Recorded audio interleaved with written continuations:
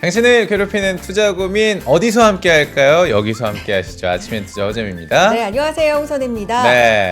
간밤에 미국 시장 역시 달러도 강했고 특히나 10년물 국채금리의 시장이 좀 주목하고 있어요. 네, 4.2%를 넘기면서 이 상황들 뭐 4.3% 가까이 갈 것이다 라는 분석도 나오고 있고, 그렇게 된다면 시장이 또 어떤 영향이 있을지 그렇죠. 궁금해지는데요. 일단 코스피, 코스닥은 각각 0.2%대 코스피는 상승, 코스닥은 하락을 보여주고 있습니다. 생각보다 저는 네. 좀 잘 버텨주고 있나라는 기대감이 떨어져서 그런가요? 네, 그런 생각을 좀 가지고 있긴 한데, 일단 오늘 코스피, 코스닥 시장도 좀 봐보는데, 저는 어제 시장을 좀 복기를 하면 네. 참 애증의 삼성전자다라는 생각이 좀 많이 들어요. 어제 시장에서 57,700원 네. 또다시 52주 신저가를 기록을 했거든요.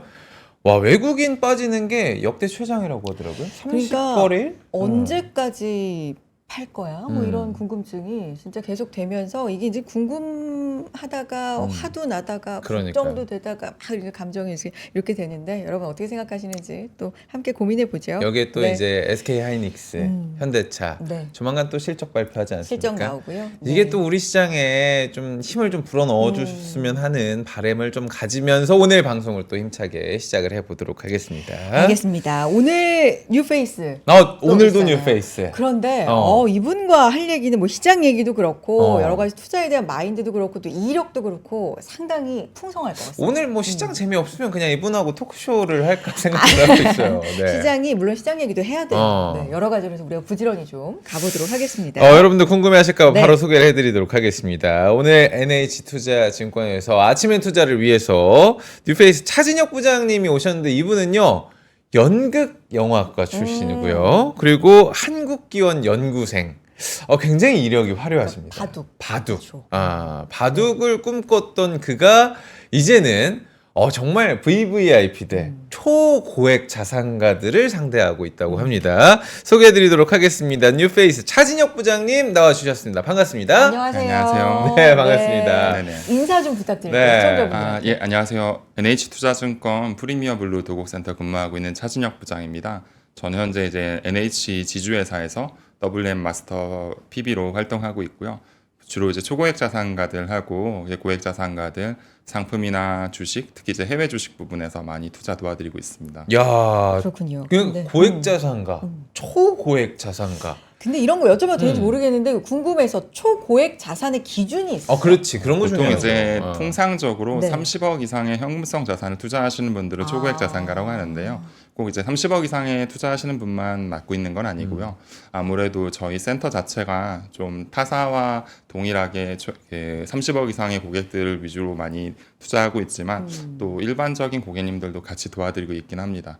대략 저희가 한 10여 명 이상의 PB가 네. 저희 자산 3조 이상 운영을 같이 하고 있습니다. 야, 그러니까 30억이 현금으로 30억 이제. 자산을 가지고 계신 분들이 아니라 30억을 투자로 운용하시는 분들의 현금성 자산으로. 그렇죠. 네. 아무래도 어. 증권사에 투자하는 돈만 갖고 있지는 않으시니까요. 그렇죠. 은행이나 이런 것들 포함하신다면 상당히 좀 고액 자산가들 많이 있으신 것 같습니다. 근데 이력이 너무 특이해가지고 저희가 사실 네네. 어제 부장님 모시기 전에 저희 둘이 공부를 좀 했어요. 이분은 정말 우리가 좀 공부를 해야겠다. 증권가의 장그래라는 별명을 좀 가지고 계시더라고요. 아무래도 조금 특이한 부분이긴 한데요. 네, 이력을 이제- 좀 설명을 좀 부탁드릴게요. 네네. 제가 이제 그 중고등학교를 대부분 나와서 대학을 정상적으로 진행을 하잖아요. 네, 제가 이세돌 씨 프로기사 네. 뭐 이런 분들의 선후배 관계여가지고 한국기원의 이제 연구생이라고 네. 우리로 치면은 뭐 이제 국가대표 상비군처럼 오. 매주 이제 시합을 하고 랭킹 포인트를 얻어서 프로기사 지망하는 일을 했었었고요. 아무래도 시대적 흐름이 좀 그 다른 일을 하는 쪽들에 대해서 관심이 많이 있으시잖아요. 그래서 미생이라는 드라마가 좀 있었었어요. 네. 그래서 이제 미생 드라마의 주인공처럼 대기업을 다니게 됐었는데 그런 부분들이 좀 시장에서 재밌게 생각했던 것 같습니다. 아 근데 시장에서만 재밌게 생각한 게 아니라 여러분들 그 미생 작가 윤태호 작가님과 또 이메일로 네네네. 어떻게 보면 이걸 작품 인터뷰? 구상을 하실 뭐, 때 네, 인터뷰를 또 참고? 하셨었다고. 네, 아무래도 뭐 참고사항 네. 정도 아닐까 싶고요. 또 저희 그 증권업계뿐만 아니라 이 대기업들이 케이블 TV가 있잖아요. 네네. 그래서 그룹의 대항전도 하기도 해요. 뭐 LG, 삼성, 뭐 SK 이런 대표팀들이 있는데 그런 대표팀에 저같이 이제 바둑을 두다가 대기업을 다니는 친구들이 꽤 있었어요. 그래서 저뿐만 아니고 많은 분들 인터뷰하면서 그런 분들이 좀 적용됐던 것 같고요. 또 때마침 첫 직장이 삼성이었었는데 그 삼성 다닐 때 또 미생 드라마가 많이 이제 환호가 되면서 너무 인기였죠. 네. 뭐 여러 가지 이제 이벤트들이 많았던 것 같습니다. 주식 쪽으로 그러면 넘어와서 그쪽에서의 이력도 좀 상당하다고 들었는데. 그렇죠. 네, 아, 뭐 네네. 중국에서 근무하시는 아무래도 분도 있고, 네. 제가 이제 첫 직장 삼성 때 후광통을 대한민국에 처음 게시했었잖아요. 그때 이제 뭐 공식적인 건 아니지만 상당히 제가 이제 이른 타이밍에 후광통 주식 매수했었었고 네. 뭐 저 이제 자타공인은 아니지만 뭐 비공식적으로 제가 1호 매수자다 이런 얘기했으면서 중국 쪽도 투자를 많이 했지만 당시에 미국도 같이 하고 이런 부분들이 있었어요. 그래서 그룹에서 좀 예쁘게 봐주셔서 장학생으로 중국에서 공부하기도 하고 투자 정보 관련된 일도 했었고 또 이제 최근에는 유튜브가 많이 활발한데 슈카월드라고 슈카라는 분이 그렇죠. 네. 전 직업이 프랍 트레이더였었는데 저도 이제 기관 자금 운용하는 프랍 트레이더 일도 해보고 뭐 다양하게 이제 셀 사이드나 바이 사이드 일들 같이 해봤던 것 같습니다. 야 이력이 상당하신데 경력과 경험도 굉장히 풍부하셔가지고 네네. 좋습니다. 오늘은 어떤 느낌이냐면 사실 저같이 100만 원 투자하는 사람하고 1억 투자하시는 분들도 다를 거고요. 1억하고 또 10억이 다를 거잖아요. 어떤 또 30억 이상 마인드라든지. 말씀하셨죠. 그렇죠. 그렇기 때문에 지금 이렇게 변동성이 큰 시장에서 과연 정말 큰 손들은 어떻게 시장을 대비하고 준비하고 있는지를 네. 많이 좀 대입을 해서 여쭤보도록 맞습니다. 하겠습니다. 왜냐하면 제 네. 꿈이 저렇게 돈 많이 초고액 자산가로 초까지 안 붙어도 돼. 그냥 고액만 해도 저는 뭐 여한이 없을 것 저도 같은데 꿈입니다. 어쨌든 일단은 네. 지금 현재 시장 흐름부터 좀 어떻게 보고 계시는지 여쭤보고 싶습니다. 일단은 그 바둑으로 치면 그 바둑을 잘 두는 사람이 누굴까, 잘 싸우는 사람이 누굴까 생각해 볼 만한 것 같은데요. 일단은 시장이 활발하게 움직이고는 있지만 변동성도 크고 리스크가 굉장히 큰 부분인 것 같아요. 아무래도 금리의 상승이나 이런 것들이 한 달 사이에 많이 있었었고 또 하나는 지금 빅 이벤트인 대선이 이제 11월에 얼마 남지 않았잖아요. 그렇죠.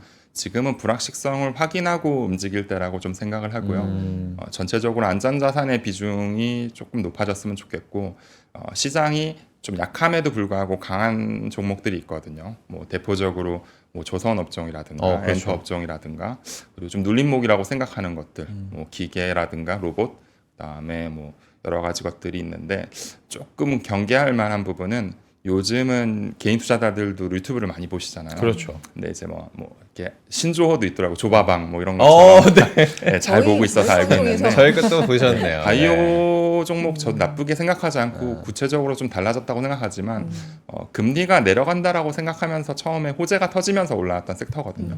지금은 고점에 있는 부분은 조금 경계하는 게 좋지 않을까. 오히려 저점에서 새롭게 시작하는 부분이나 거래량이 붙는 부분들을 좀 많이 봐야 되지 않을까 싶고요. 또 금투세 관련된 부분도 조금은 저의 생각과 시장의 생각과 또 개인 투자자 생각이 각각 다른 것 같더라고요. 그래서 그런 부분들 대할 때도 경계성을 갖고 좀 움직이는 게 좋지 않을까 싶습니다.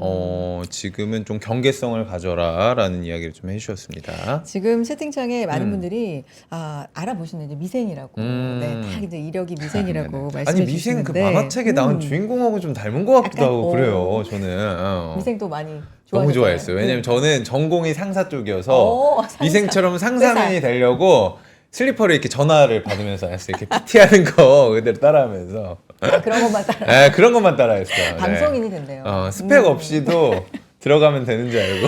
근데 어쨌든 진짜 미생 작가님께서도 이제 인터뷰를 하면서 참고했던 네, 우리 부장님 모셨는데 투자하고 바둑하고 공통점 차이점도 있을 것 같고 이걸 바탕으로 한 투자 철학도 있으실 것 같아서요. 그 얘기도 좀 해주세요. 좋다. 네. 예, 제가 이제 증권업종에 온 것 자체가 참 기적이기도 하고 재밌기도 한데요. 사실 대학교는 전공을 연극영화과를 했거든요. 그니까. 아버지가 CF 감독이셨고 네, 어머니도 이제 연극영화과 나오셔가지고 아, 같은 업계에 네, 또 여동생도 부모님을. 연극영화과 모델 하고요. 저는 뭐 연출 전공이긴 했지만 사실 그쪽에 일을 해보려고 이것저것 준비를 많이 했었는데 대학교 때만 해도 제가 투자업에 일할 거라고 생각은 안 했어요. 주식도 해본 적도 없고 경제 경영도 안 해봤거든요. 근데 한 2년 정도 입사하고 나서 제가 전국에서 거의 뭐 탑급 정도로 주식을 잘했었는데 저도 이제 신기하기도 하고 물론 처절하게 열심히 공부했지만 생각해보면 공통점이 좀 있지 않을까라 생각하는데요. 일단은 그 저희 바둑 용어로 좀 설명을 하면 그 대부분의 고객님들, 그 일반 투자자분들이 약간 5대5의 승부를 즐기시는 경향이 있는 것 같아요. 5대5 승부? 그게 그러니까 예를 들면- 반반인가요, 그게? 예를 들면 이런 거죠. 지금 금투세가 통과가 되면 많이 오를 것 같아. 그래서 나는 레버리지를 사겠어. 그리고 그 아. 레버리지를 끝까지 가져가면 연말까지 오를 것 같아. 될 수도 있고 안 될 수도 있고 그다음에 된다고 하더라도 오를 수도 있고 안 오를 수도 있는 거지만 대부분 뭔가 감에 의존한 투자라든가 그다음에 그런 부분들을 많이 하는데 바둑에서는 응수타진이라는 부분이 있거든요.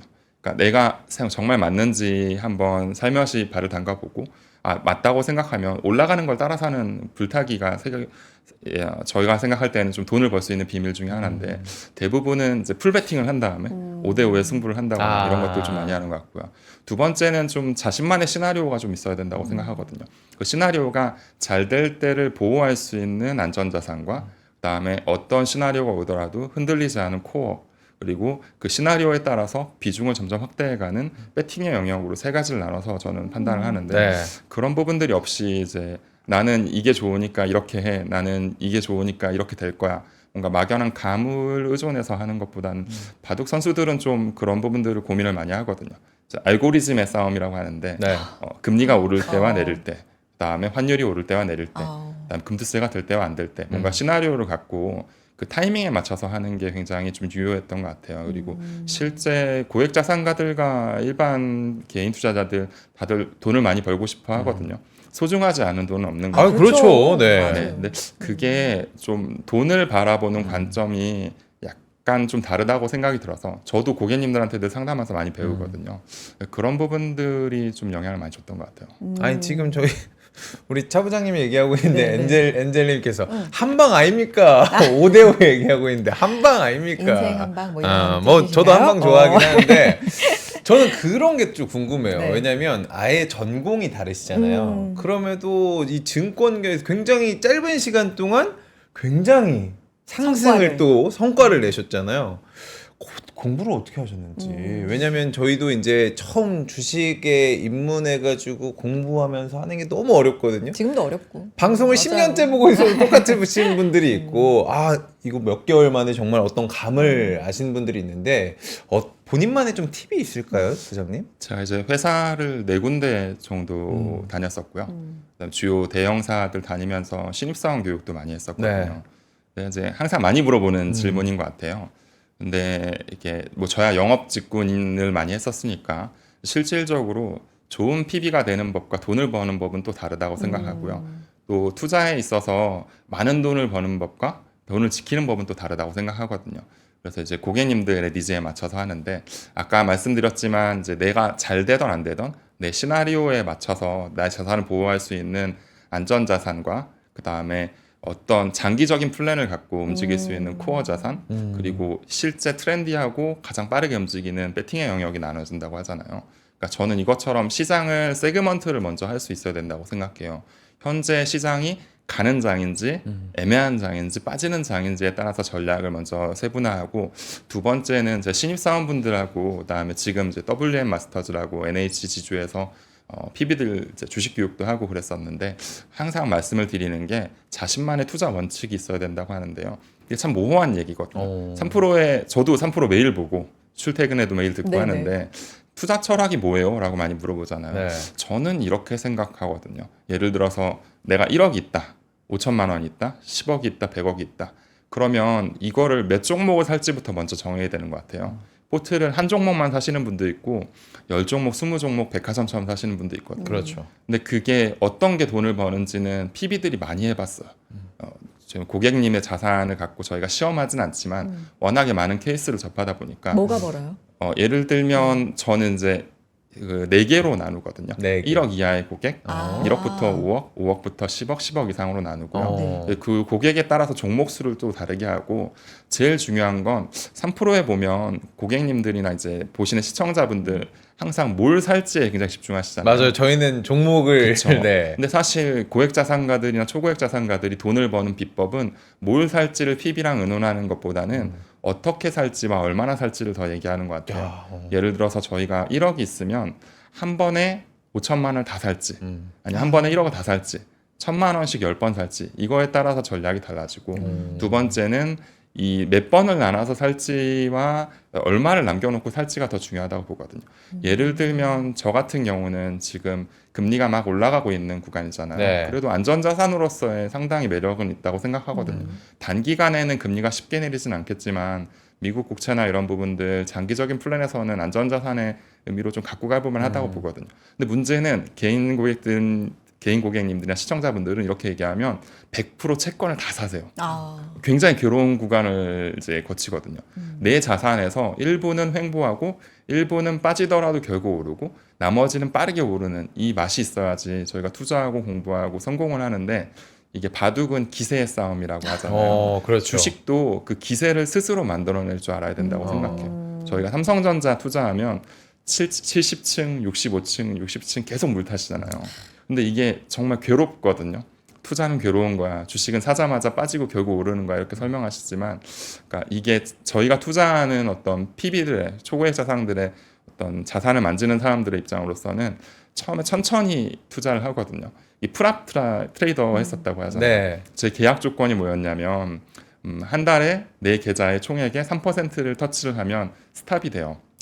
일정 부분 너 매매 쉬어라, 너 공부 좀 해라, 너 쉬라고 하고 7% 혹은 사람에 따라서 10%의 터치를 하면 계약 해지거든요. 그러면 막 물어보잖아요. 어떻게 사람이 투자를 하면서 7%나 10%를 안 쳐요? 하루에 3% 어떻게 버텨요라고 하잖아요. 저희 업경으로는 버퍼를 만든다고 하거든요. 그러니까 저희의 배리어를 만들어주는 거예요. 저희가 1억이 있으면 1,000만 원을 벌 때까지 정말 소액으로 투자를 계속 해와요. 그러면 예를 들어서 3,000만 원 투자해서 3% 벌면 또 나오고 뭐 5천만 원 투자해서 10% 벌면 나오고 이렇게 하다 보면 1,000만 원이 모이잖아요. 그러면 저는 1억을 갖고 1,000만 원을 배팅할 수 있는 여력을 만든 거죠. 고객은 결국은 돈을 잃지 않으니까. 그렇죠. 그러니까 결국 투자의 핵심은 첫 번째는 돈을 절대 잃지 않아야 된다는 거. 두 번째는 돈을 벌 때 많이 벌어야 된다는 거. 세 번째는 돈을 벌 때 그 어디까지 벌어야 되는지 기준치를 정한다는 건데 이런 것들을 공부를 하는 시간이 좀 필요한 것 같아요. 근데 대부분 삼성전자 오를까요? 반도체 어디까지 갈까요? 맞아요. 나스닥은 뭐 더 갈 수 있을까? 이런 것만 고민하는데 실제 저희한테 돈을 버는 거는 어떤 타이밍에 얼만큼 나눠서 어떻게 살지 그리고 이거는 어디까지 갖고 갈지인 것 같거든요. 근데 사실 3프로TV 보면 정말 좋은 분들, 업계의 어떤 현자와 같은 분들이 나와서 좋은 얘기 해주시는데 그런 고민 많이 하지 않습니까? 이렇게 매일 시청하고 매일 공부하는데 왜 나는 돈을 벌지 못할까요? 근데 그런 것들이 제가 볼 때는 공부를 하는 방법이 무엇을 살지에만 집중했다고 생각해요. 어떻게 살지랑 어디까지 갖고 갈지 그런 것들이 조금 더 핵심이 되지 않을까. 그래서 그 3천만 원이라는 허영만 네네. 작가의 이제 만화책이 네. 있는데 그 제목을 보면 이렇게 써 있거든요. 매수는 누구나 할 수 있어서 매수는 기술인데 매도는 아무나 못해서 매도는 예술이다. 예술이다. 그런 거를 도와주는 직업이 PB이지 않을까 네. 싶어요.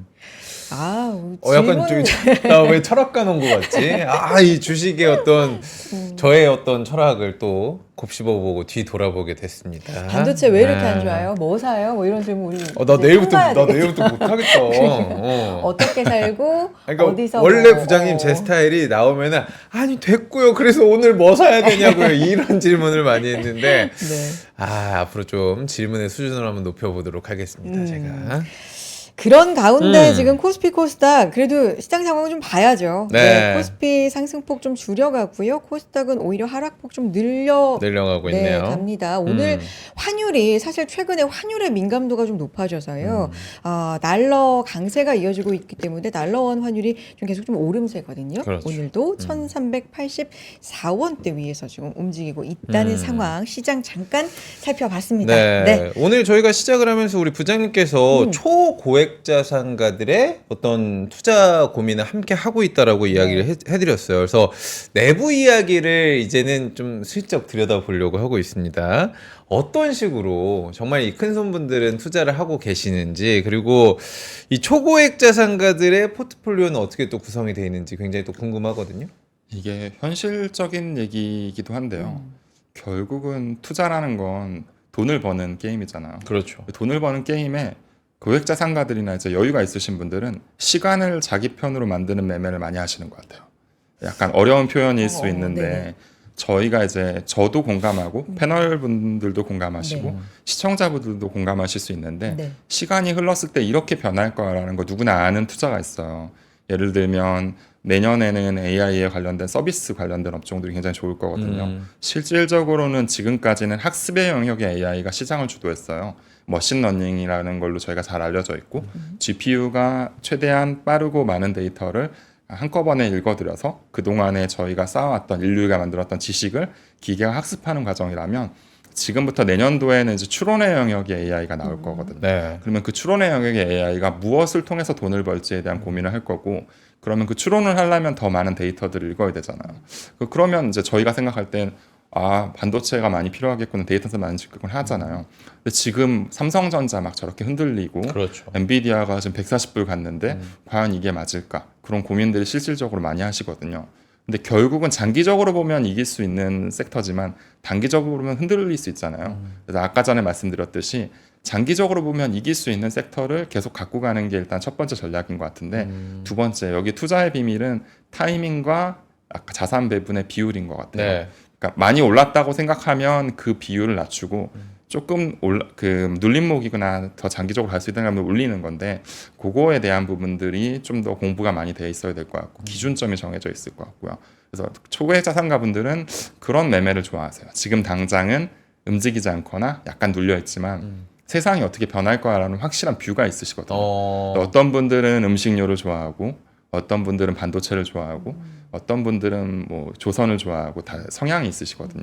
근데 그런 거에 대해서 이제 뷰가 일치되면 거기에 맞는 논리와 타이밍, 밸류에이션 이런 것들을 정해서 먼저 짜는 것 같고요. 그다음에 아까 전에 말씀드렸듯이 지금 이제 안전자산의 영역에서는 전 이제 미국 국채가 물론 금리는 좀 더 올라갈 수 있다고 보지만 저희가 이런 얘기 많이 하거든요. 실질적으로 보험 있잖아요. 보장성 보험 10년 유지하면 비과세로 143% 받을 수 있습니다. 네. 실제 약간 읽어보면 최저 보증이율이 1.5, 2 막 이렇거든요. 근데 미국 국채 사면 사실 세후로 물론 연율로 현재 환율과 현재 이제 금리가 고정된다는 잘못된 가정이 있긴 하지만 대략 3%대 후반에서 4% 초반 이상은 늘 나올 수 있는 후반이거든요. 그러다가 이제 금리가 꺾이는 순간이 오면 올라갈 수 있으니까 이런 게 보통 시간을 자기 편으로 만드는 투자라고 생각하거든요. 그런 것들 일부를 넣고, 그다음에 아까 전에 말씀드렸듯이 장기적으로 올라갈 수 있는 AI에 관련된 부분과 그다음에 반도체에 관련된 부분인데, 저는 투자자분들이 너무 A 지점에 사서 B 지점에 파는 거에 익숙해져 있다고 생각하거든요. 어떤 얘기죠? 그거는 우리나라 증시에 투자하는 사람들의 익숙함인데 특정 종목을 7만 원에 사서 8만 원에 던지고 5만 5천 원에 사서 6만 원에 던지는 걸 굉장히 익숙해 하세요. 수익이니까. 근데 사실 좋은 투자는 끌고 가는 거거든요. 장기적으로 세상이 어떻게 변할까라고 생각하는 건데, 저는 AI에 관련된 투자를 이렇게 생각해 봤으면 좋겠는 게, 저희가 일자리를 빠르게 잃어가는 나라라고 생각하거든요.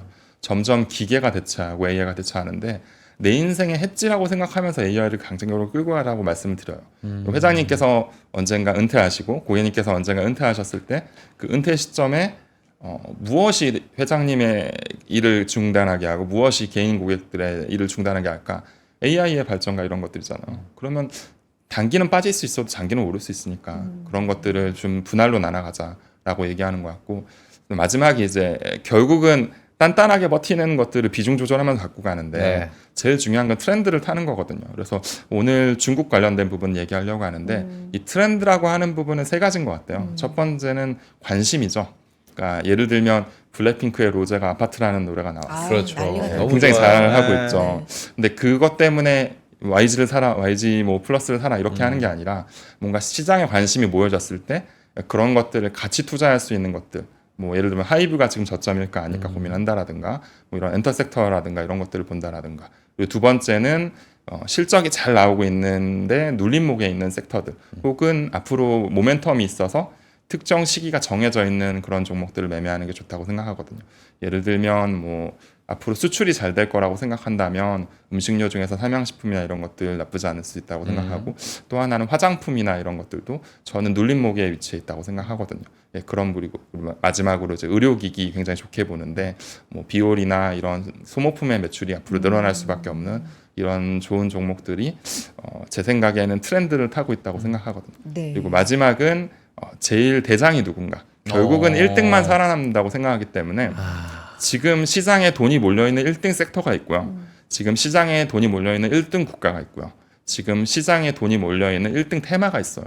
근데 그것 중에 셋 중에 하나라도 저희 포트에 담아야 되거든요. 그러니까 뭐 1등 국가라고 하면 지금은 미국이지만 네. 사실 중국에도 빠르게 돈이 몰려들고 있어서 그런 부분도 고민해봐야 될 것 같고 1등 섹터는 뭐 전력기기라든가 조선이라든가 바이오 방산인데 그게 이제 계속 갈 수 있는 모멘텀이 있는가 그다음에 고평가가 돼 있는가 이런 것들을 분석해서 해야 되는데 저는 뭐 나오신 분들 항상 바이오 좋게만 얘기하는데 조금 경계해 볼 만하다고 생각은 하는 게 네. 금리가 계속 올라가고 있어요.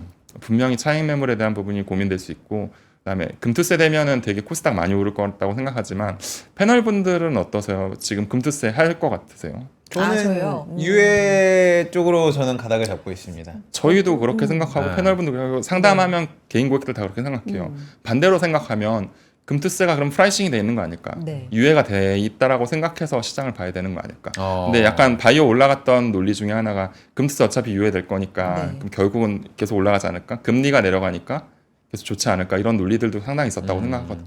물론 장기적으로는 좋아 보이는 모멘텀도 많고 아직은 꺾을 때가 아니라고 생각하는 종목도 많지만 고민은 좀 해봐야 된다는 거죠. 오히려 그동안 랠리했던 알테오젠이라든가 모로노이라든가 이게 많은 좋은 종목들보다 차라리 트럼프가 당선이 됐을 때 무엇이 오를까를 고민하는 게 조금 더 낫지 않을까. 뭐 SD팜이라든가 이런 것들 이제 생물보안법에 수혜가 되는 그런 것들을 저는 좀 이렇게 좋게 보고 있거든요. 그래서 그런 뭐 이벤트가 존재하고 그 이벤트에 맞춰서 어떤 시나리오를 써서 되면은 계속 갖고 가고 아니면 꺾고 이런 것들을 반복해서 하는 게 이제 트렌디한 종목의 어떤 섹터의 흐름이라면 코어는 AI랑 반도체라든가 앞으로 장기적으로 좋아질 수 있는 그런 섹터를 갖고 가고 결국은 안전자산은 어떤 일이 있어도 손실은 적대 먹는 건 많을 수 있는 그런 것들을 좀 같이 고민해서 많이 투자했던 것 같아요. 알겠습니다. 아, 왜 맞아도 긴장된다고 되네. 하셨잖아요. 맞아도 사실 되네. 방송 전에. 예. 말씀 너무 잘하시는데 지금 많은 분들께서도 너무 긴장 말씀 풀리면 이제 잘하신다고. 저는 멘트가 없어질 것 같은데 그러면은 듣기만 아니 해도. 부장님 저희 그 실시간 댓글로 네.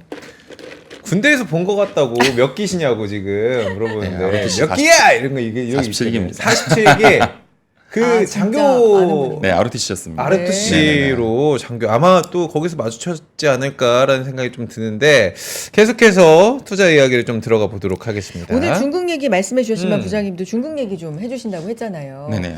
지금 뭐 아까도 말씀해 주신 1등 섹터, 맞아요. 1등 국가, 1등 테마가 뭔지 중에서 1등 국가 지금은 미국이지만 중국 쪽으로도 빠르게 돈이 모이고 있다. 사실 중국에 최근에 부양책에 관심을 좀 많이 받고 있는데 이게 지수가 급하게 올랐다가 또 조정도 크고 뭐 이런 상황이어서 맞아요. 지금 어떻게 보고 계세요? 일단은 뭐 자료 잠깐 준비했어가지고 네. 자료 보면서 좋습니다. 얘기하면 좋을 것 같은데요. 제 생각에 중국이 1등 국가는 아닌 것 같아요. 근데 이제 크게 세 가지죠. 네. 첫 번째는 너무 많이 빠져 있다. 음. 그러니까 최근에 9월달 부양책 이후로 올랐던 건 뭐 많은 관점들이 있는데 저는 이렇게 생각했어요. 이제 MSCI나 이런 벤치마크를 추종하는 글로벌 자금들이 있어요. 근데 글로벌 자금들이 4년 연속 계속 중국이 빠지니까 일정 부분 원래 벤치마크 대비해서 언더퍼폼으로 이제 포지션을 잡았다고 생각하거든요. 예를 들면 글로벌에 중국이 차지하는 비중이 5%라면 그 5%보다는 훨씬 낮은 2%나 3%를 유지해서 포트폴리오를 가져갔을 거예요. 근데 그런 것들 때문에 부양책이 나오고 그런 부분들이 일정 부분 벤치마크를 맞추기 위해서 급하게 올렸던 것 같아요. 근데 오를 때 보면 거의 모든 섹터가 동일하게 올랐거든요. 이제 빠졌단 말이에요. 여기서부터는 좀 다를 거라고 생각해요. 그래서 오늘은 그런 부분들에 대한 부분을 좀 얘기하려고 하고 자료 한번 보시면 네 좋습니다. 네. 자료 띄워주시고 일단은 네. 중국 증시에서 이제 중간 점검 한번 해보려고 하는데 상승 장세가 계속 간다. 이게 눈에 띄네요. 네. 저는 어떻게 생각했었냐면 중국이란 나라의 본질에 대해서 좀 고민을 많이 해봐야 될 것 네. 같은데요. 그 복귀라는 단어는 바둑 용어인데 저희가 이제 대국을 하고 그 대국을 한 거에 대해서 이제 과거를 회상해서 아, 이런 느낌으로 이제 투자를 했구나, 이렇게 움직였구나를 한번 보는 건데 일단 복귀를 한번 해볼 필요가 있을 것 같은데요. 네. 중국이 이제 9월 24일 날 패키지 정책 발표 이후에 지수가 강력하게 올라갔었는데 보시면 처음에는 H 지수 위주로 올라갔었고 네, 연휴가 지나고 나서 이제 상해 종합 지수나 이런 대형주들 올라가고 마지막으로는 과장판이나 이제 선전 지수 이런 것들 올라갔었는데 일단은 그 워낙에 많이 빠졌기 때문이다라고 보는 게 핵심인 것 같고요. 그런 부분에서 좀 두 가지로 저는 보아야 될 것 같은데 미국이 조금씩 계속 올랐지만 미국이 흔들림과 미국의 상승과 상관없이 움직였다. 네. 이거를 좀 저희가 주목할 필요가 있을 것 같고요. 두 번째는 지금까지는 시차를 두고 다 같이 똑같이 움직였는데 앞으로는 좀 다르지 않을까라고 생각하는 제 생각이에요. 그래서 일단 부양책에 대해서 금융주, 부동산주, 성장주로 많이 올랐고요. 이거를 정리해서 보면 지수의 시가총액 상위 주식들이 많이 올랐다라는 거. 그리고 두 번째는 성장주라 하면 테크 주식인데 특히 그 항생테크와 이제 항생테크 밑에 있는 그 선전 밑에 있는 차이넥스트라든가 이런 반도체라든가 AI라든가 그리고 이제 플랫폼 비즈니스 하는 쪽들이 많이 올라갔습니다. 근데 핵심은 석유, 유틸리티, 은행 등 상대적으로 언더퍼폼했는데 이게 과거에는 중국이 차이나 버블을 난다고 하면 1대1로라든가 이런 단어를 제시하죠. 중국은 아젠다를 제시하고 그 아젠다에 맞춰서 정책을 세우고 그 정책에 돈을 퍼부어주고 그 돈을 퍼본 그 섹터가 오르는 경향이 있는데 저는 이제 앞으로의 중국은 중후장대형 산업이 아니라 과거에 차연이나 플레이라고 하면 한국의 포스코 사고 뭐 무슨 화학주 사고 이렇게 철강, 화학, 건설 막 이런 것도 네. 투자했었잖아요. 네. 조금 달라지지 않을까라고 생각하고 있어요. 근데 그런 부분도 후반에 얘기하려고 하고요. 일단은 핵심은 거래대금이 역대 최대. 아까 트렌드에 대해서 얘기를 했잖아요. 거래대금을 좀 중요하게 생각하고 있거든요. 그러니까 지금 저희 증시가 외국인들이 매일 판단 말이에요. 근데 매일 판에도 불구하고 거래대금이 많이 몰려있는 섹터들이 있어요. 그런 것들을 좀 중요하게 봐야 될 것 같고 H주 일간 거래대금이 불마켓 시기를 상회하면서 굉장히 많이 올라왔고요. 보시면 이제 A주도 역대급으로 이제 많이 돈이 들어왔는데 이게 앞으로 무조건 오른다 이런 것들은 아니지만 일단 관심은 많이 쏠려 있다라고 보는 것 같고 특히 이제 부양책 전이 국경절이 있으면서 네. 국경절 전 사상 최대치인 이제 입종을 돌파했었는데 이런 부분들 좀 의미가 있을 것 같아요. 참고로 지금 자료는 초상증권이라고 저희 증권사에서 상품 같이 하시는 분들인데 그분들이 워낙 잘 만들어가지고 좀 인용했습니다. 그래서 일단 핵심적으로는 저점을 좀 통과하고 있지 않나라는 좀 생각이 들고 그래서 무엇에 저희가 투자할까 핵심이잖아요. 네. 소비 부양이 핵심인 것 같아요. 그리고 저희 증시에도 이 부분에 초점을 맞춰서 투자를 해야 되지 않을까. 그래서 부동산이나 금융이 올라갔긴 했지만 저는 이 부분이 장기화되진 않을 거라고 보거든요. 물론 거래대금 때문에 이제 30으로 시작하는 그 차이나 선전 밑에 있는 증시에서 동방제부라고 우리로 키움증권 같은 주식을 하는 이제 증권주라든가 네. 증권주 1등 중신증권 이런 것들은 같이 랠리할 수 있겠지만 장기적으로 저희는 소비주를 투자해야 될 것 같고요. 그리고 IT 섹터도 같이 바벨 전략으로 좀 갖고 가야 되지 않을까 생각을 해요. 그리고 또 하나가 지금 중국 같은 경우에는 그 MMF 쪽에 굉장히 돈이 많이 몰려 있고 채권 자산에 돈이 많이 몰려 있는데 네. 그런 부분들을 주식으로 돌리려고 많이 하고 있고요. 외국인도 현재로 많이 유입이 되고 있고 특히 이제 ETF로의 자금 유입이 굉장히 강력해서 이런 부분들을 좀 봐야 될 것 같다는 생각을 했습니다. 결국은 이제 미국 증시보다는 단기간은 좋았는데 핵심은 이거죠. 좋을 때만 얘기했지만 사실 빠지는 것도 강력했거든요. 어떻게 해야 될까? 그래서 이런 부분도 봐야 될 것 같고 왜 좋은지를 저희가 이제 판단해야 되는데 일단 부양책이 핵심인 것 같거든요. 네. 근데 과거의 부양책이 이런 거였어요. 어떤 산업에 돈을 써서 산업의 부흥을 일으키고 일자리를 만든 다음에 소비를 진작시키고 그걸 확산시키겠다. 이런 느낌이라면 이번에는 이구안신, 뭐 과거에 있던 것들 다 교체하게 해준다라든가 뭔가 실질적으로 소비를 일으키려고 하는데 그거를 약간은 이게 가능할까라고 고민하는 부분이 증시를 부양하고 돈을 풀어서 그게 소비의 여력을 만들어주려고 하는 그런 느낌이거든요. 좀 더 구체적으로 보면 일단 유동성 공급도 굉장히 많이 됐고 자사주 매입이나 밸류업 관련된 부분도 있어서 이 부분이 외국인들한테는 조금 더 마음에 와닿는 것 같아요. 그래서 배당이 많은 블루칩이라든가 그다음에 자사주 매입이라든가 이런 것들 그리고 밸류업 관련된 부분들을 많이 이제 얘기하는 것 같고 또 하나가 이제 통화 정책도 저희 뭐 LPR 인하라든가 이런 것도 워낙 3%에서 많이 해주니까 이런 것도 통과하는데 굉장히 좀 잘해주고 있고요. 저는 이제 어떤 거를 봤냐면 부동산에 대한 부분들이 많이 달라지고 있다고 보거든요. 중국 소비의 핵심은 결국 부동산에 달려 있는데요. 부동산이 좀 잘 돼야 부동산에 관련된 그런 가계 가처분 소득이 오르고 그다음에 가계 가처분 소득이 오르면서 소비재들의 반등을 이끌어낼 텐데 실제로 베이징이나 이런 데에서 주요 도시의 외곽에 있는 그러니까 예를 들어 내가 베이징 사람인데 상해라든가 상해 사람인데 베이징에 집을 사기에는 허가가 안 됐었거든요. 이런 부분들 많이 좋아졌었고요. 또 하나가 저희 이제 고민 많이 하시는 게 주담대 많이 얘기하시잖아요. 그렇죠. 중국은 이게 가락하기가 안 됐었어요.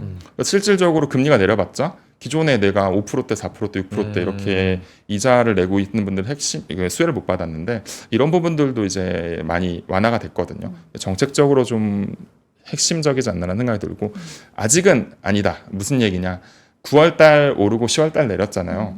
11월 첫째 주까지 지표는 계속 안 좋을 거예요. 그냥 9월의 부양책이 바로 지표에 반영되진 않거든요.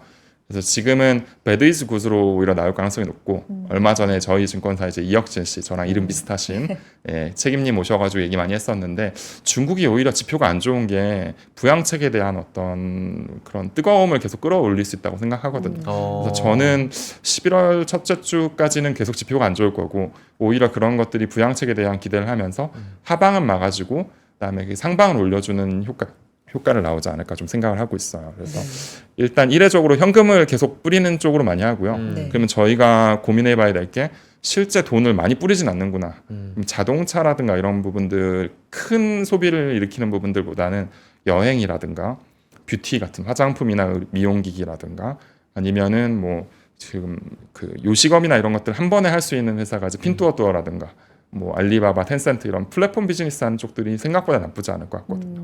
그래서 그런 부분들 우리 증시에도 영향을 미칠 것 같고요. 그래서 아까도 말씀드렸지만 이제 이관신이라고 해서 얘네들이 이제 보조금 집행하고 뭐 냉장고나 세탁기나 TV나 뭐 이런 것들을 많이 수혜를 받는다고 하는데 당장은 소비가 그렇게 폭발적으로 올라오지 않을 거예요. 지금 2조 위안 정도의 유동성 공급했다고 하는데 그냥 돈만 보면 저는 한 뭐 10조는 뿌려야지 움직이지 않을까 생각하는데 그런 것들이 다 이렇게 좋아질 때 사면 수익이 안 나고 저는 오히려 숫자가 어느 정도 나올지에 대해서 한 분기 두 분기는 안 좋아도 증시는 오르는 쪽으로 갈 것 같아요. 그래서 단기간에는 트렌디하게 좀 오르지 않을까 생각을 하고요. 그러면 결국은 핵심이 중국을 지금 어떻게 투자하는 게 맞을까? 그렇죠. 예, 그게 맞는 것 같은데요.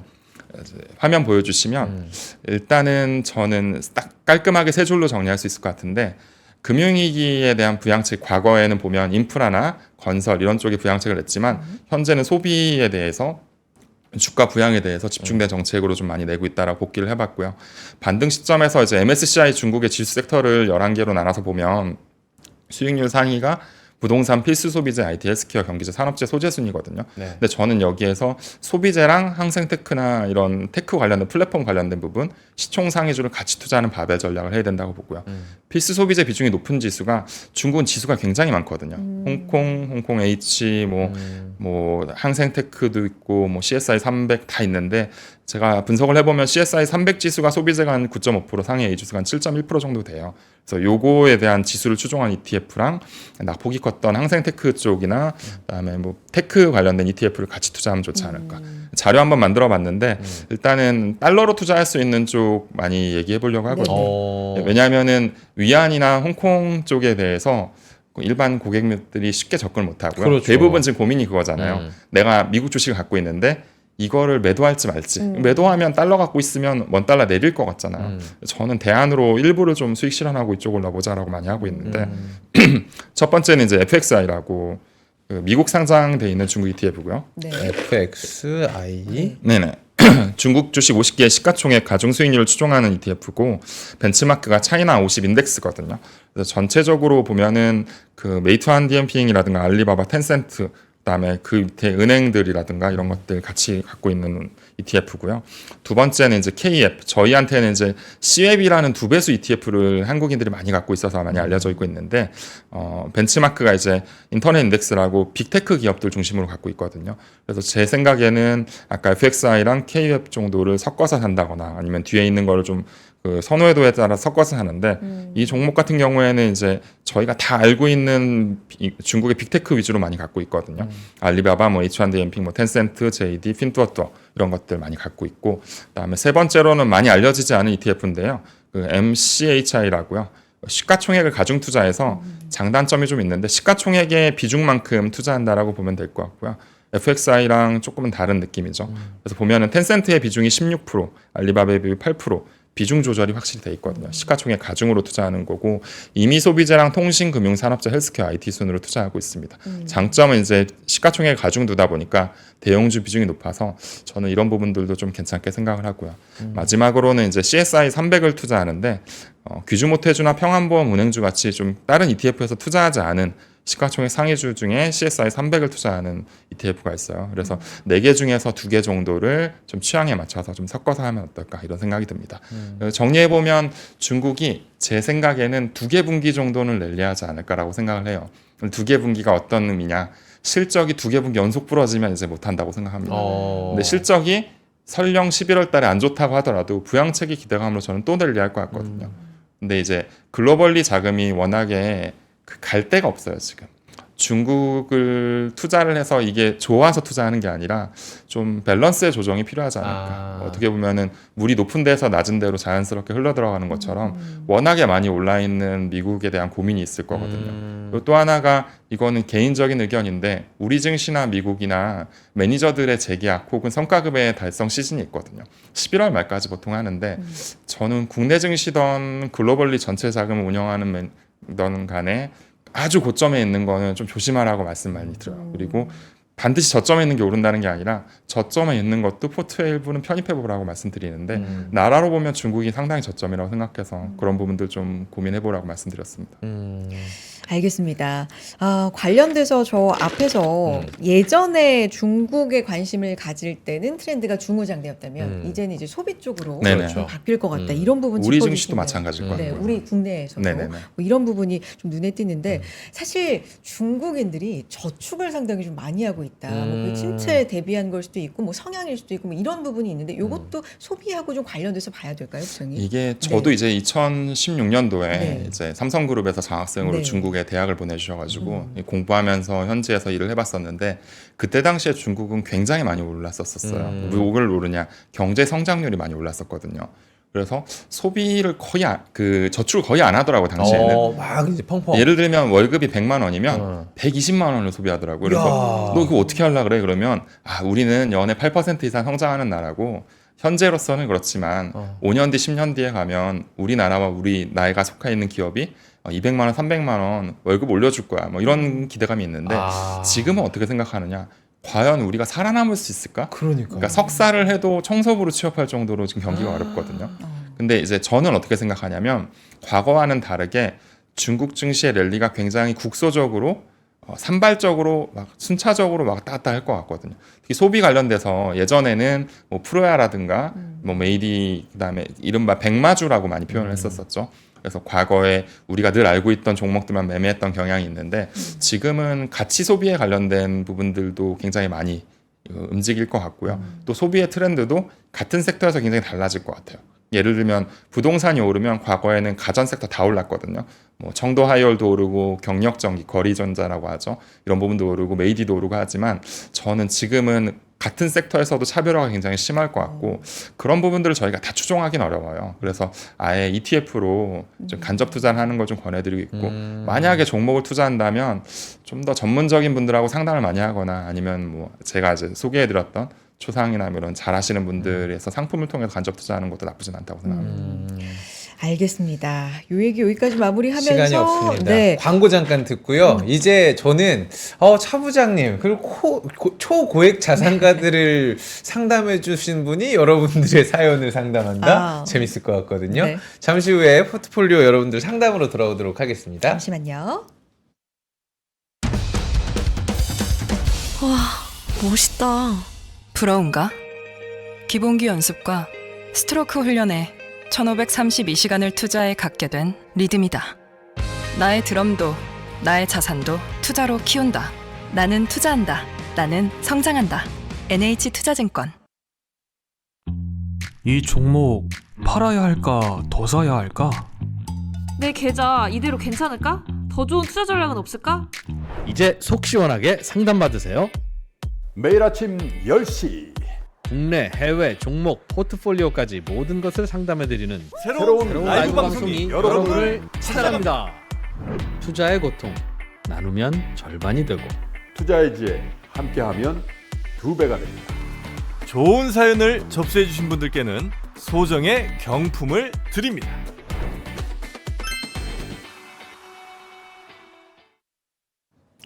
네, 아침엔 투자 함께 하고 계십니다. 네. 이제 포트폴리오 좀 구체적으로 네, 들어와 있는 사연 중심으로 살펴볼 텐데요. 포트폴리오 분석 시작해 보겠습니다. 네. 참여하실 수 있는 방법 먼저 안내해 드릴까요? 영상 하단의 링크 통해서 참여해 주시면 되겠습니다. 이메일도 열려 있어요. 방법 2번에 이메일 주소 나가고 있습니다. 보내주시고요. 내가 지금 보유하고 있는 종목도 좋고, 뭐 관심 있는 종목도 좋고, 분야도 좋고. 분야도 좋습니다. 그러니까요. 네. 내일은 또 연금 얘기할 거거든요. 그러니까요. 어떤 거든 상관없습니다. 여러분 보내주실 때 종목이라고 하면은 평단가, 수익률, 비중, 보유기간 적어주시고요. 자세히 적어주실수록 저희도 자세히 분석해서 상담을 드리도록 하겠습니다. 사연도 채택되고 상담도 받고 선물도 받아가시죠. 커피 한잔 하시죠. 네. 네, 많이 많이 보내주시고요. 오늘 들어와 있는 사연 보겠습니다. 어떤 분인가요? 닉네임 도로롱 님께서 오. 도로롱 한번 해주세요. 도로롱. 도로롱. 그렇죠, 그렇죠. 아, 이거 큰일 났네. 네. 오늘의 고민. 딸아이 월급으로 시작한 투자. 너무 무섭습니다. 안녕하세요. 저는 50대 중반 주부입니다. 저는 평범한 가정주부였는데요. 딸아이가 취직을 한 후에 제 삶이 달라졌습니다. 이유는 딸의 월급으로 주식 투자를 시작했기 때문입니다. 왜 이런 선택을 하셨죠? 일단 보겠습니다. 이 남들이 들으면 왜 국장을 했나, 딸 월급으로 뭐 하냐 하실 수 있지만 모든 결정은 딸과 함께 상의를 했고요. 서로 공부한 내용을 바탕으로 종목을 고르고 또 투자를 하고 있습니다. 처음에는 저축으로 돈을 좀 모으다가 조금 더 큰 돈을 벌고 싶기도 하고, 아니 경제 공부 차원에서 함께 시작을 하게 됐습니다. 그러다 보니까 딸은요, 손실이 나든 수익이 나든 큰 불만이 없는 상황인데 저는요, 너무 불안합니다. 포트폴리오 4가지 종목 담고 있습니다. 첫 번째 종목은 롯데 정밀화학입니다. 매수 한 장 9개월 정도 됐고요. 최근 중국 경기 부양책에 좋은 흐름 보이는가 싶더니 다시 하락세. 화학주 어떻게 보고 계실까요? 두 번째 종목 현대건설입니다. 금리 인하하면 대출 부담이 좀 완화가 되고, 그럼 부동산 시장의 기대감이 커지고 건설주까지 좋지 않을까라고 생각을 했는데 기대와 다르게 지금 힘을 쓰지 못하는 상황입니다. 어떻게 해야 될까요? 지금 다른 분들 지금 엄마가 딸 돈 썼다고 난리가 나신 걸 끝까지 들어보세요. 네네네. 여러분. 세 번째 종목 SK 하이닉스입니다. 반도체주에 관심이 있다 보니까 매수를 했습니다. 곧 실적 발표도 있다고요. 기대감도 높은 상황입니다. 효자 역할을 하는 HBM 덕분에 수익을 보고 있는데 이번에도 실적 괜찮을까요? 마지막 종목 하이브 가지고 있습니다.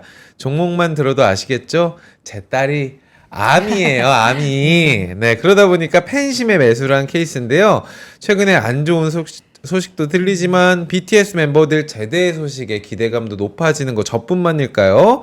딸이 투자하자고 해도 하지 말았어야 했는데 너무나 후회가 되고 늘 불안합니다. 저는 어떤 전략을 세워볼까요? 라고 도로롱 님께서 보내주셨습니다. 아니 뭐 조배님도 엄마가 어떻게 나한테 그래 이러면서 아니, 말씀해 주시면 중간에 합의하에 서로 의논하고 엄마 네. 내 돈은요? 뭐 이렇게 지금 댓글 하고 계시는데 딸과 모든 결정은 함께 오히려 상의로, 지금 따님은 하신다고 하니까 수익이 네. 나든 뭐 손실이 나든 크게 걱정 안 한다고는 하거든요 지금. 근데 그래도 두 종목은 수익이 괜찮아요. 뭐 하나는 20%, 하나는 무려 한 45%. 다행이다. 지금 네. 제가 볼 때는 이거 비중이랑 수익률 보면은 뭐 손해보다는 지금 공부 차원에서 많이 또 하고 계시다고 생각이 듭니다. 그런데 일단 따님 월급이고 돈이고 하니까 좀 지금부터 이제 어떻게 해야 되는지 이 부분에 대한 두려움이 좀 있다. 그렇죠. 이런 말씀이 좀 요점인 것 같습니다. 네. 한번 부장님과 일단 들어와 있는 포트 중에서 특별히 저희가 오늘 부장님 오신다고 하니까 중국과 관련된 종목이 있는 그런 사연 위주로 또 뽑은 것도 있고요. 맞아요. 네. 부장님 어떻게 보셨어요? 포트폴리오 일단 전반적으로 점수 좀 점수가 저희가 읽어볼까요? 1점부터 네. 10점까지입니다. 네. 점수요. 네. 점수로 따지기는 좀 쉽진 않은데 아. 저는 이제 개인적으로 5점에서 7점 사이라고 생각하는데 5점에서 7점 사이. 네, 왜 그렇게 생각하냐면 네. 일단 시장의 주도 섹터라는 거를 비중을 어떻게 넣으셨는지 모르겠지만 화학과 건설, 반도체, 하이브라고 봤을 때 저는 이제 반도체를 잘 들어가 있다고 생각을 해요. 그런 부분들은 나쁘지 않은데 이제 정밀화학이 물론 그린 소재에서 탁월한 장점이 있는 회사지만 네. 화학주 중에서 이제 과연 1등주일까 고민해 볼 만한 것 같고 현대건설도 저는 이제 금리 관련된 부분 때문에 모멘텀 플레이 해보신 것 같은데 사실 일정 부분 좀 많이 반영이 돼 있다고 생각을 하거든요. 그래서 좋은 부분은 하이브랑 하이닉스 물론 좋아 보이기 때문에 올라 있는 거고 그게 잘했다고 말씀드리지만 또 전체적으로 이게 비중을 얼마나 갖고 가셨는지를 좀 궁금하기도 하고 약간 고민해 볼 만한 것 같은데요. 일단 첫 번째로 글로벌리 한국이 지금 굉장히 이제 덜 올라가 있는 섹터거든요. 그렇죠. 이런 부분은 이제 그 꼴등에 가까운 이제 수익률 보이잖아요. 그러면 이런 나라에서는 빠져 있거나 장기 횡보하는 종목은 잘 안 사시는 게 좋아요. 그러니까 우리가 예를 들어서 글로벌리 가장 수익률이 좋은데 빠져 있으면 거기도 손을 댑니다. 왜냐하면 다 올라갔기 때문에 키 맞추기를 키 맞추기에 대한 기대감이 있는 거거든요. 네. 근데 이제 우리나라가 이제 가장 안 좋다. 네. 그럼 안 좋은 것 중에서 잘 되는 거에만 돈이 쏠릴 가능성이 높아요. 그렇죠. 네, 그런 부분들 봤을 때 이제 롯데정밀화학은 약간 차트적으로도 그렇고 약간 고민이 있는 것 같고요. 그 펀더멘탈적으로 보면 롯데정밀화학이 물론 제 전공이 화학은 아니지만 뭐 제 전공 엔터긴 하지만 어쨌든 그 화학 쪽의 그린 소재 부분에 대해서 환율과 해상운임에 대한 부분이 굉장히 민감도가 높거든요. 네. 아무래도 이 회사가 그린 소재 부분이 아마 제가 알기로는 80에서 90% 정도 매출의 상당 부분을 차지하고 있고 해상운임에 대해서는 어쨌든 최근에 많이 올라갔기 때문에 부담은 좀 있는 것 같고요. 그다음에 환율도 지금은 저희가 1,310원 막 이렇게 올렸지만 3분기만 놓고 보면 환율에서는 좋은 평가를 못 볼 것 같아요. 네. 그래서 제 생각에는 3분기 실적 발표 이후에나 주가가 모멘텀을 가질 수 있지 않을까 싶고 또 하나가 섹터적으로 봤을 때 화학이 중국의 경기 부양책의 기대감을 저는 그렇게 많이 안 가져야 된다고 생각해요. 그래요. 네, 오히려 뭐 구리 정도는 뭐 비철금속에서 가능성 있다고 생각하지만 화학이나 철강, 건설 뭐 이런 중후장대형 사업은 저는 좀 안 봤으면 좋겠다. 오히려 중국의 경기 부양책을 보신다면 차라리 조선주를 배팅하는 게 낫다고 생각하거든요. 그런 부분들 좀 보셨으면 좋겠고요. 현대건설은 이제 고객님들 저도 많이 듣고 하는데 요새 건설주를 해라고 할 정도로 잘 안 보시죠. 근데 건설이 저는 이렇게 생각해요. 어떤 섹터가 성장을 하려면 성장의 모멘텀이 보여야 되는데 저희는 인구가 줄어드는 국가입니다. 그리고 부동산 가격이 이미 많이 올라 있죠. 그리고 장기적으로 보면 과거에 사우디라든가 뭐 이런 것들 해외 수출하면서 돈을 많이 벌어들였는데 그런 부분들의 기대감도 지금 뭐 네옴시티 돈 없어가지고 짓질 못하잖아요. 뭐 어떤 기대감을 가질 수 있을까에 대한 고민이 있을 것 같아요. 그러니까 저가 이제 친구라고 생각해서 네. 친구가 너 현대건설 사봐라고 했을 때 설득이 쉽지 않은 종목이라고 생각이 좀 들어요. 그래서 금리가 제가 볼 때는 이미 시장 금리는 여러 차례 인하가 돼 있었고 그런 부분들이 선반영이 됐기 때문에 주택에 관련된 부분에서 저희가 돈을 벌기 쉽지 않다. 장기적으로도 인구가 줄어드는 국가고 그다음에 현대건설이 강력하게 뭔가 퍼포먼스를 낼 만한 부분이 쉽지 않다. 성장의 모멘텀은 해외인데 해외 쪽에서도 여러 가지 면에서 쉽지 않다. 그래서 저는 좀 애매하다고 생각이 들고요. 안 하는 게 좋겠다라는 생각을 좀 갖고 있어요. 그래서 건설주 전반적으로 봤을 때도 그런 꼭 생각이 그런 건 있어요. 아니에요. 건설주 전반을 봤을 때 뭐 좋은 건설주도 있고 하지만 예를 들면 부동산 PF 관련돼서도 저희가 유야무야 넘어가고 있지만 분명히 부각될 수 있다고 보거든요. 그러니까 제가 싫어하는 주식은 악재가 어느 순간 확 나와서 와장창 무너질 수 있는 어떤 섹터라고 보는데 건설은 저희가 부동산 PF가 얼마나 익스포저가 있고 이걸 정부가 어떻게 할지에 대해 따라서 많이 움직일 수 있어서 조금 부정적으로 보는 편이긴 하고요. 그다음에 하이닉스는 이제 실적 발표 앞두고 있죠. 그래서 그렇죠. 7조 이상의 실적이 나올 수 있을까 시장에서 기대감이 많이 있는 것 같은데 저는 그 기술 섹터, 테크 섹터는 한 번 기술적 우위를 잡고 있는 종목은 3년은 랠리한다고 보거든요. 오. 삼성전자와 하이닉스를 가장 많이 상담하는 것 같아요. 초고액 자산가들. 삼성전자 여기서 물 타면 먹을 수 있을까? 이제 싼 거 아니냐? 이게 첫 번째고. 아, 초고액 자산가들도 가장 많이 상당히 가지죠. 많이 네. 있어요? 아예 잊으신 줄 알았어. 그렇구나. 정말 많이 갖고 있는데 네. 개인 고객들도 마찬가지죠. 근데 저는 삼성전자 사서 6만 원 아래에 사서 7만 원에 던질 수는 있어도 거기에서 10% 15% 오르면 하이닉스는 20-30% 오른다고 생각하고요. 야. 오히려 하이닉스는 이제 엔비디아에 대한 고점이 어딘가에 따라서 좀 달려있다고 좀 생각을 하고 있어요. 실적만 보면 내년도에 PER이 10배 정도 수준이라서 상당히 부담이 없기 때문에 지금 개인 고객들은 많이 고민하시는 게 내가 물려있는 장비주들, 내가 물려있는 소부장 종목들 어떻게 될지 또 같이 보시잖아요. 예전에는 같이 움직였거든요. 하이닉스랑 삼성전자가 오르면 오르고 빠지면 빠지고. 근데 지금 보면 뭐 이스페타시스나 몇몇 좋아 보이는 종목들은 있지만 전체적으로 장비주는 전 건드리지 않았으면 좋겠다. 왜냐하면 ASML 연 단위로 보면 YTD로 지금 거의 마이너스 가까울 텐데 한미반도체 300% 올랐거든요. 그럼 연말 될수록 외국인들이나 이런 수급 주체들이 차익 매물에 대한 기대감이 많지 여기서 더 올려서 고점에서 40% 빠져서 더 오른다라고 보진 않는 것 같거든요. 차라리 그러면 칩 주식을 살 거고 칩 주식을 산다면 삼성전자 대비해서 하이닉스가 HBM에서 기술력 우위에 있기 때문에 적어도 HBM4까지 간다면 설계와 양산에서 1년 이상의 기술 격차가 있다고 보고 그러면 삼성전자를 여기서 싸다고 살 게 아니라 올라가는데 눌림목을 사야 된다. 다시 한번 설명하면 우리가 아주 좋은 증시라면 삼성전자를 반드시 사야 되지만 저희가 좋은 증시가 아니거든요. 올해는 연말까지는 저는 뭐 상당히 회복할 수 있는 모멘텀이 있다고 보고 11월 장은 꽤 나쁘지 않게 생각하지만 삼성전자보다 더 많이 수익이 날 수 있는 게 많기 때문에 그리고 또 올해 매니저들이나 프랍 트레이더들이 실적이 좋은 분보다는 안 좋은 분도 꽤 있거든요. 그러면 수익률 플레이했을 때 오히려 저 밑에 이제 흔히 말하는 절어 있는 카카오 네이버를 만진다거나 아니면 눌림목에 있는 화장품을 만진다거나 저는 의료기기 쪽 좀 좋게 생각해서 뭐 이런 부분들 본다거나 이런 식으로 플레이를 하지 삼성전자 무거운 주식을 갖고 6만 원 밑에 사가지고 7만 원까지 올린다. 분명히 6만 원 밑에 싼 것 같은데 PBR, PER도 싼 것 같은데 쉽진 않다고 생각을 좀 들어요. 반대로 얘기하면 하이닉스는 실적이 좋으면 신고가까지도 랠리할 수 있다고 보고 실적이 나빠도 오히려 돈이 많이 들어올 수 있을 것 같거든요. 아까 이제 거액자산가들이 시간을 저희한테 자기의 편으로 만드는 네네. 매매를 많이 한다고 하는데 개인 고객님들 투자하다 보면 정말 생소한 종목에 인생 배팅 하시는 분들 많거든요. 그렇게 생각하면 좋을 것 같아요. 100억이 있어도 1억 투자해서 10% 빠지면 아픕니다. 근데 1억 있는 분들 1억 투자해서 1억 빠지면 정말 아프거든요. 그럼 죽는 거죠, 뭐. 근데 저희가 투자를 할 때 투자의 원칙은 내가 투자했는데 10% 20% 시장의 어떤 실적이라든가 아니면 시장의 급작스러운 뭐 미사일이 날라오라든가 이런 것들 했을 때 더 돈을 투자할 수 있을까를 고민해야 될 것 같거든요. 저 현대건설을 조금 애매하게 생각하는 건 우리가 원하지 않는 시장의 리스크가 왔을 때 과연 더 많은 돈을 투자할 수 있을까 고민해봐야 되는데 하이닉스는 저는 실적이 안 좋아도 저점에서 들어올 것 같고 실적이 좋으면 날아갈 수 있다고 생각하기 때문에 이런 것들은 코어로 트레이딩하면서 비중 조절해야 된다고 보거든요. 마지막으로 하이브는 저는 이제 좀 재밌게 생각할 수 있는데 얼마 전에 이제 한희 씨가 국정감사 나오셨잖아요. 네, 그렇죠.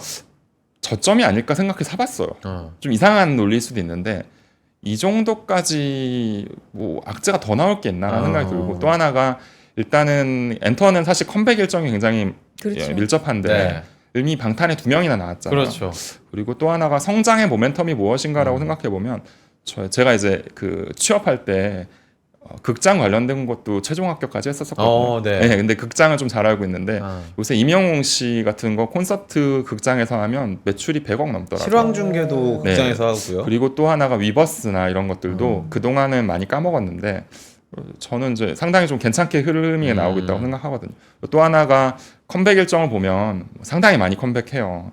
그런 부분도 봤을 때 엔터가 또 나쁘지 않다고 보고 또 하나가 중국에서 어쨌든 그 소비가 늘어날 때 처음부터 막 가구를 바꾸고 자동차를 바꾸고 이러지 않을 거예요. 취미생활이라든지. 뭐 전 뷰티나 엔터는 약간 긴 관점에서 보면 그 특정 나라뿐만 아니라 많은 나라에서 소득이 오를수록 돈을 많이 써준다고 생각하거든요. 그래서 그런 부분 봤을 때 저는 하이브랑 그다음에 뭐 SM, YG 이런 것들이 단기 랠리는 아니고 연말까지 일정 부분 회복은 해주지 않을까. 그래서 이런 부분들 좀 생각해보고 있습니다. 그리고 엔터 전반이 좀 9월 말 정도까지 좀 많이 눌려 있었던 네네네. 기간이기 때문에 뭐 이런 점도 이게 수급에 놀리기도 해요. 왜냐하면은 저희가 이제 분기 단위로 나눠서 본다면 2분기, 3분기에는 그 랠리하는 섹터가 굉장히 많았잖아요. 그러면 저희가 돈이 안 들어오는 나라거든요. 외국인들은 계속 팔아요. 그리고 개인 투자자들 지금 상담해 보면 나는 지금 시장이 바닥이니까 뭐 한 10억 살게, 뭐 50억 살게 이런 게 아니라 투자했던 거 일단 스탑 좀 보자. 대선 이후 보자. 이러면 그 남은 돈들에 의해서 움직이거든요. 네. 제가 이제 상담을 할 때 간극주라고 하는데 간극주요. 장과 장, 그 주도주와 주도주의 사이를 이을 수 있는 섹터라는 표현을 쓰거든요. 엔터가 대표적으로 간극주라고 생각해요. 그러니까 주도주와 주도주의 사이에 약간의 랠리를 할 수 있는 네. 섹터고 시장을 좌지우지하진 않지만 약간의 조연두 주연인 신이 있잖아요. 영화에서 보면 저는 조연두 주연인 신이 11월에 상승장을 중하반기에는 나온다고 생각하거든요. 근데 11월 초까지는 상당히 애매하고 힘들고 괴로운 시기라고 생각하는데 간국주에 대한 고민으로서의 엔터주나 뭐 의료기기라든가 음식료라든가 이런 것들은 뭐 화장품 이런 것들은 좀 해볼 만하지 않을까. 근데 전체적으로 보면 투자의 비중은 조금 낮추시는 게 낫지 않을까. 그게 제 생각이긴 합니다. 간극주에 대한 얘기까지. 오늘 뭐 버릴 게 아니 없는 연출 시간이었네요. 전공이셔서 네. 그런지 조연이 주연이 되는 씬이. 비유가. 그러니까요. 너무 자, 감사드립니다. 차지영 부장님 다음에 또 나와주셔서 좋은 얘기 해주세요. 네네네. 네, 오늘 고맙습니다. 감사합니다. 감사합니다. 네, 자 시장은 계속해서 좀 등락이 있습니다. 네. 지금 코스피 그래도 0.5% 정도까지 상승폭 비슷비슷하네요. 늘렸고요. 코스닥은 낙폭 0.5% 줄였어요. 네. 자 오늘 시장도 잘 마무리하시고 로제 내일 아파트가 익숙해요? 윤수일 선생님의 아파트가 익숙해요? 로제 쪽으로 가겠습니다. 그러고 싶네요. 네, 저도 그러고 맞아요. 싶습니다. 네. 아침에 투자 내일 아침에 또 인사드리겠습니다. 고맙습니다. 감사합니다.